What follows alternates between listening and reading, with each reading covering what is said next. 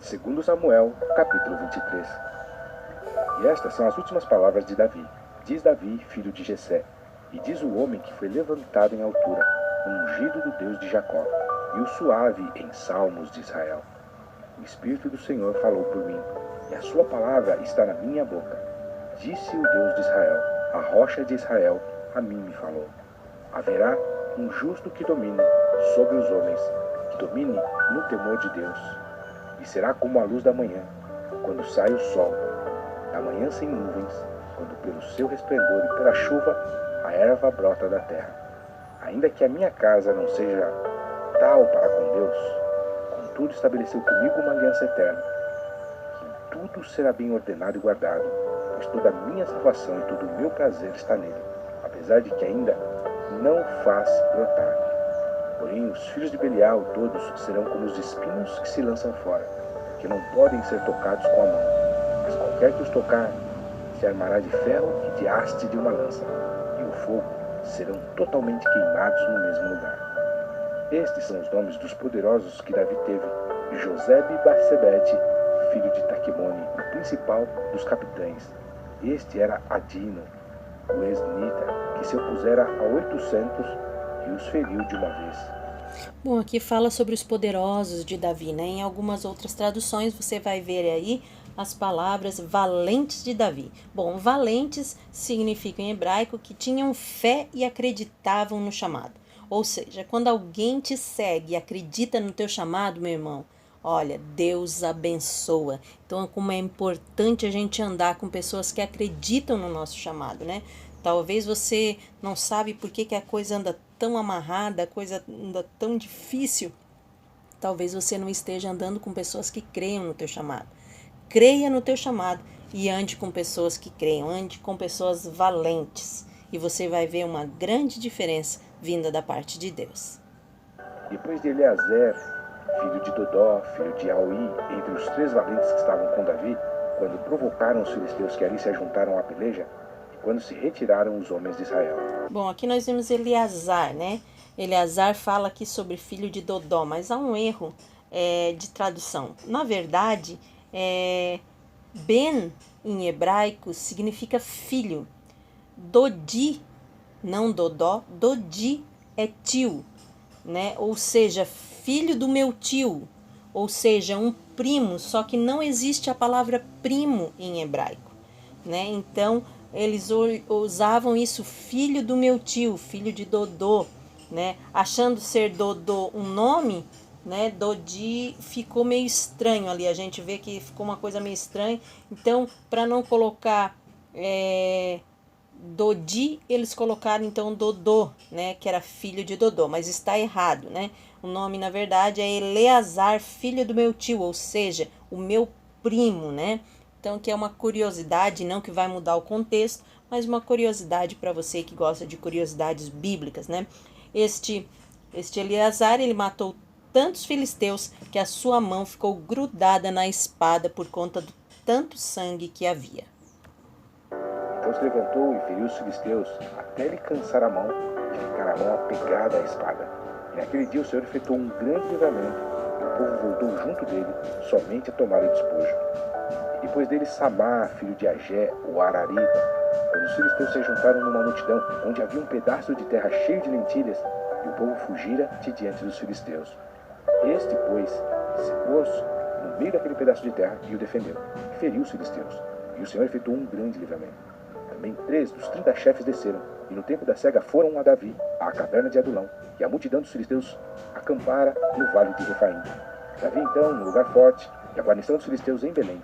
E teve Davi desejo e disse: quem me dera beber da água da cisterna de Belém, que está junto à porta. Bom, essa porta, na verdade, no hebraico é a palavra tavá, né? E se não a palavra porta, mas sim esse desejo, esse sentimento que Davi teve, é a palavra tavá, que significa desejo, quase obsessão, né? Essa fonte, ela estava à porta, ou seja, era o local mais fortificado da cidade, né? Qual é o local mais fortificado? As portas da entrada dos muros, né? São as portas. Então, essa fonte estava à porta da cidade, bem na porta, e a água em Israel ela tem gosto, ela não é uma água igual a nossa, ela tem um gosto, né? Um gosto que não dá para explicar que gosto, mas ela é muito saborosa, segundo, né, pessoas que já tomaram a água de algumas fontes de lá, diz que é uma água diferenciada.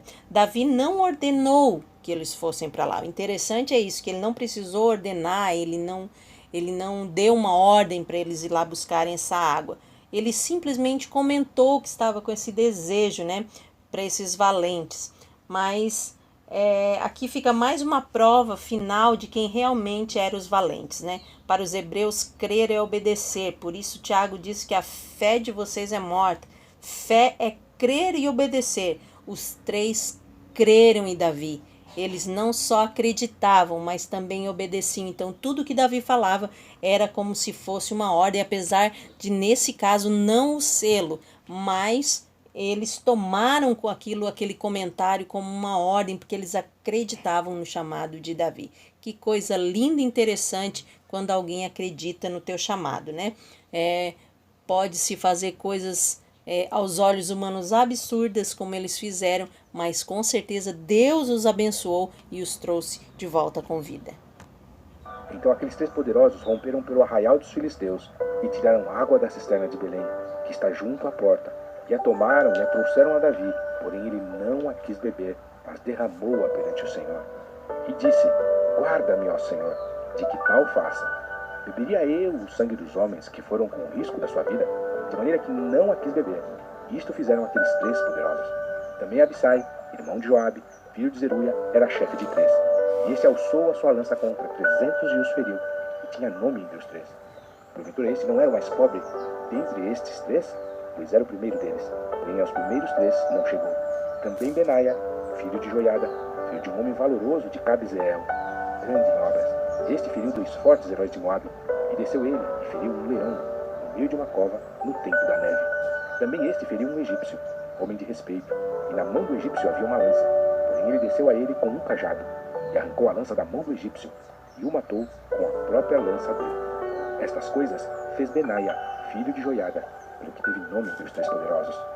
Dentre os 30, ele era o mais nobre, porém aos 3 primeiros não chegou, e Davi o pôs sobre os seus guardas.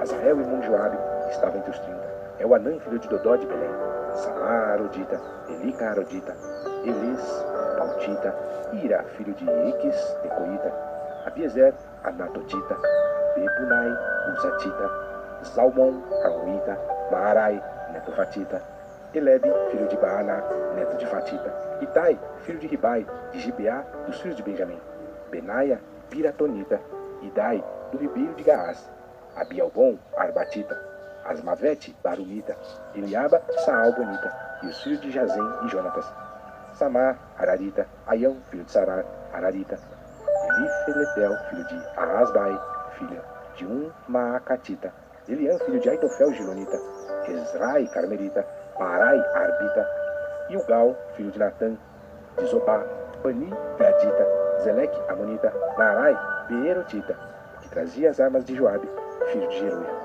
Ira e Trita, Garebe e Trita, Urias e Teu, 37 ao todo. Bom, encerramos então mais esse capítulo, desejando que Deus abençoe a tua casa, a tua vida, a tua família, a tua saúde, o teu ministério, em nome de Jesus. E não esqueça de deixar o seu joinha aí no vídeo, ok? Se inscrever no canal e compartilhar para que todos possam ter acesso. Are we rolling? Nada you rolled, nada disso. Bem que tava bem no final. Pegou, tava no final, fit. Agora eu vou falar what. Nunca fale what, vou falar what. Quando você não entender alguém,